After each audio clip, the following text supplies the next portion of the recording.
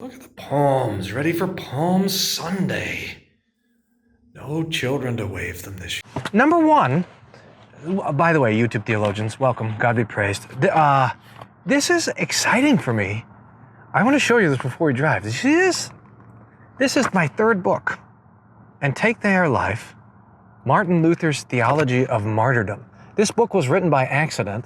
I was, working on a martyr's faith for a faithless world, and I was looking up Luther's stuff on I was looking actually for one Luther quote, because I knew he quoted this Tertullian thing, and with the blood of the martyrs is the seed of the church, and I found that Luther talked about the martyrs all the time, so I started working, and I was supposed to write an essay for doxology on Luther's Theology of the Martyrs, and so it came, instead of 7,000 words, it was like 50,000 words or 45 or something, so that's the book. So anyway, we just published it. It just came out. Take Their Life, Luther's Theology of the Martyrs. And it's not that long. It's like 100 pages.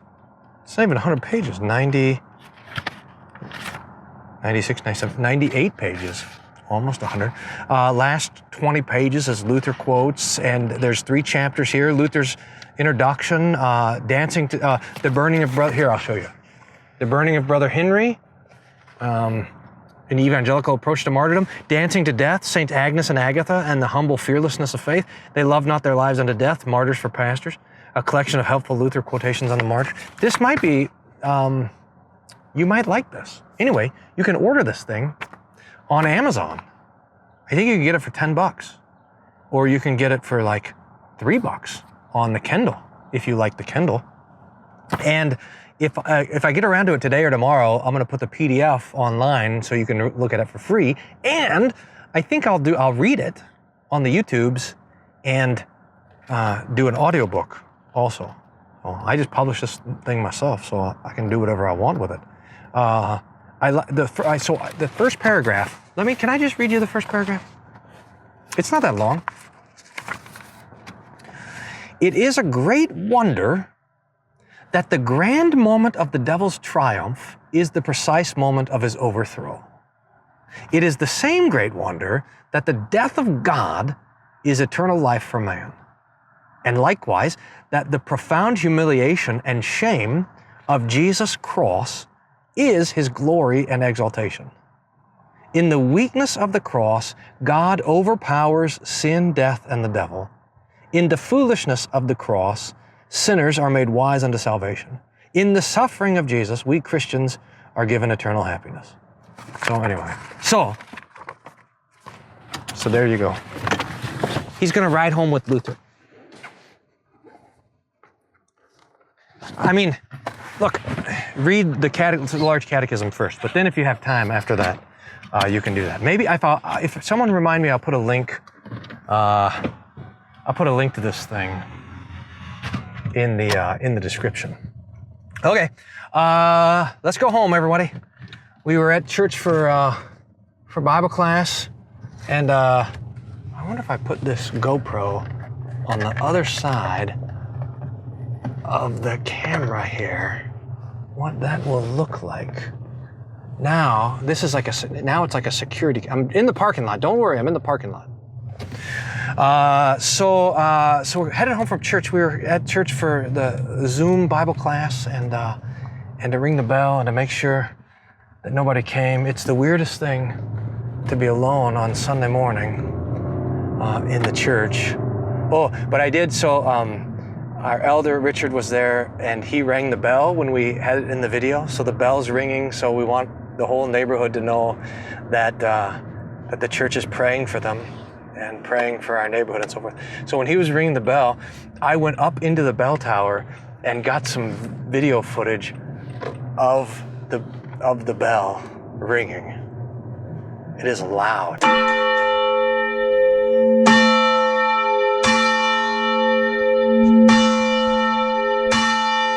You don't just hear it when you're up there, you feel it in your chest. Anyway. But today was also the day that we had the raising of Lazarus from the dead, John chapter 11. And for the liturgical notes, this is the beginning of Passiontide. The last 2 weeks of Lent are the weeks of the Passion of Jesus. interesting. I think the 3-year doesn't start Passiontide till next Sunday, but anyway. This whole Lent is a Lent like no other. So I might as well think about it. Now, raising of Lazarus, John chapter 11. Key chapter in the Gospel. It's cool, huh? In the Gospel of John. It's in Bethany. And remember, Bethany is on the, let me think. Bethany is on the east side of the Mount of Olives. So Mount Zion and the Mount of Olives next to it, and Bethany is on the other side of the Mount of Olives from Jerusalem. So to get from Jerusalem, but it's not that far. Maybe it's like a mile or something. So to get from Jerusalem, you go down the Kidron Valley, up the Mount of Olives, down the backside of the Mount of Olives, and you come to the little village called Bethany. And that's where Mary, Martha, and Lazarus lived. Apparently they were just brothers and sisters. They weren't married or had children or anything. And Mary was the one that had anointed Jesus with her tears and wiped. She was a notorious sinner who Jesus came and forgave. And Jesus, it's to Mary that Jesus says, whoever is forgiven much loves much. How beautiful is that? And Mary and Lazarus, and Jesus was friends with them. In fact, when Lazarus gets sick with, I don't know, coronavirus or something, and he's about to die, Mary and Martha send a note to Jesus with a messenger and says, the one who you love is dying. Now, how about that? How cool is it that Jesus would know who that is exactly? Man, I need a haircut. Sorry.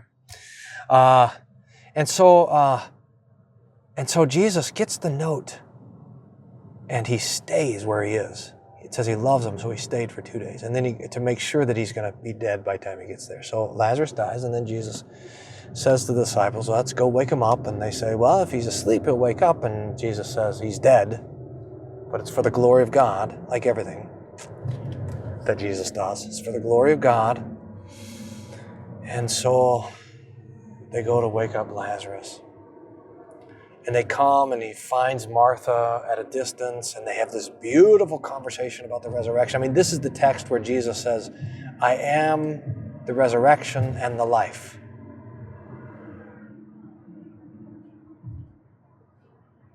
And Martha says, I know that Lazarus will rise on the last day. No, she says, look, I am the resurrection. Wherever I am is life. Now, one of the things I want to talk about as we meander our way home, look, by the way, how there's no people on the road. This is the wildest thing. Of all the weird benefits of the coronavirus pandemic, one of them is no traffic in Austin. One of the things that people say is, well, look, Jesus healed Lazarus. Well, fine for Lazarus, but what about me? I'm going to die. What about me? How come Jesus still doesn't do things like this now?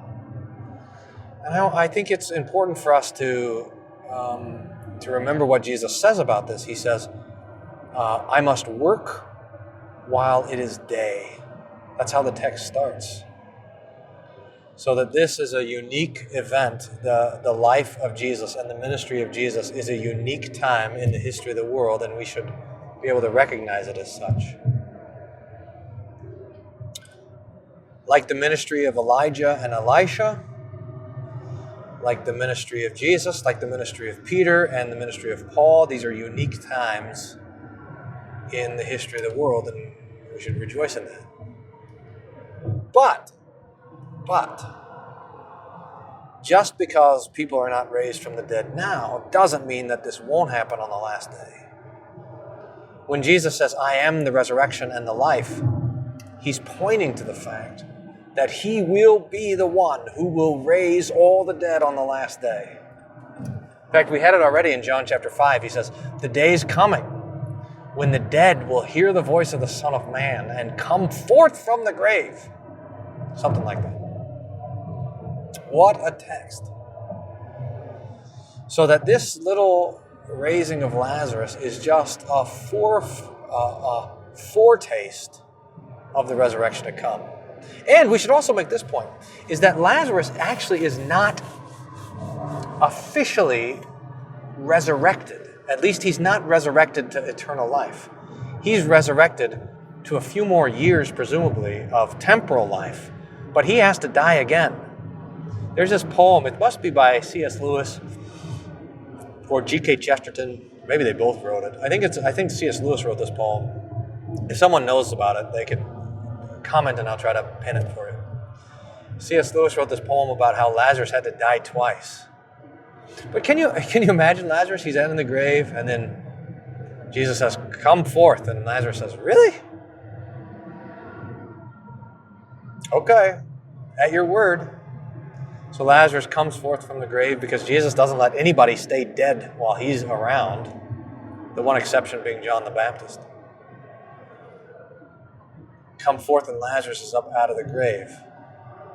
For a while, he's resuscitated. He still needs to be resurrected, like you and I will be when we die. Now imagine this. Maybe we'll end with thinking about this.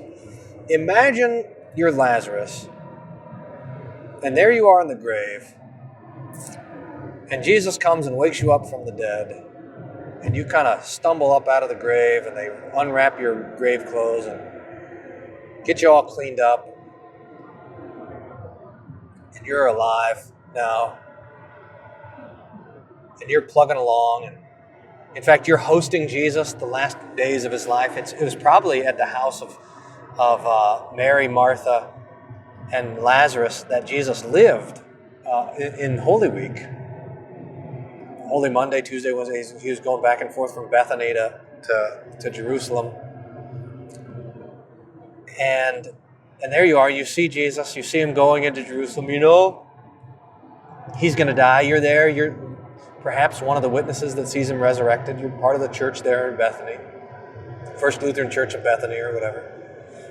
St. Lazarus Lutheran Church of Bethany. And then a couple years go by, and then you get sick again.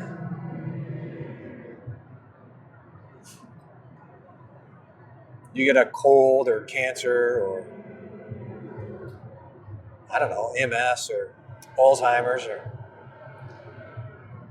you have a heart attack. You're Lazarus and you get sick and you get deathly ill, and you're laying on your deathbed, and everyone comes and they're worried about it, and you think to yourself, no big deal. I know how it goes. I've done this before. Can you think of that? I mean, how many people can say that about death? I've done this before. But Lazarus, sir, no big deal. I mean, there's nothing to be afraid of. Jesus has me. I have him. No big deal.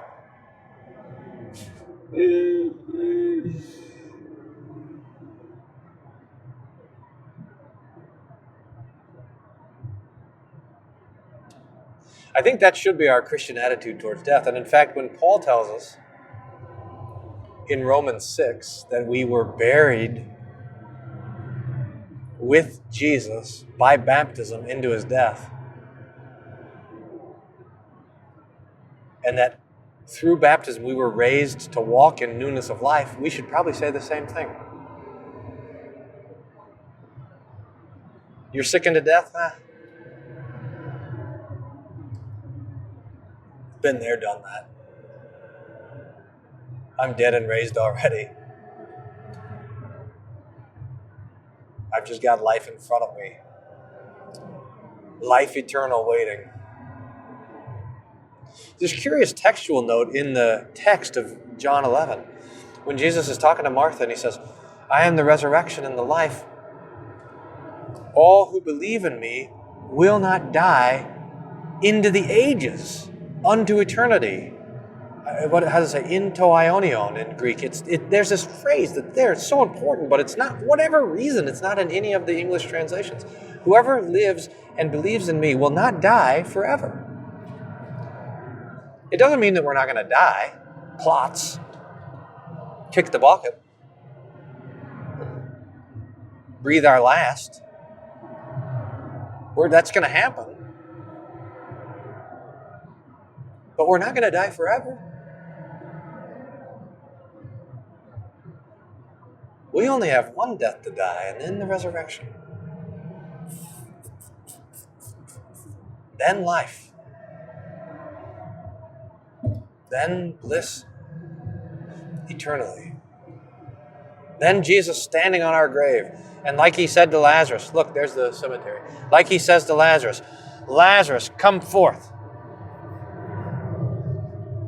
I remember one time I was driving through the cemetery on the way to a committal service with a family. And we were surrounded by thousands of graves. And I said to him, wouldn't it be wild if Jesus came back right now? And all these people came out of the graves? They couldn't pay. That was a mistake. They couldn't pay attention the entire service. They're just looking around. One day, Jesus is going to stand on your grave. Come out.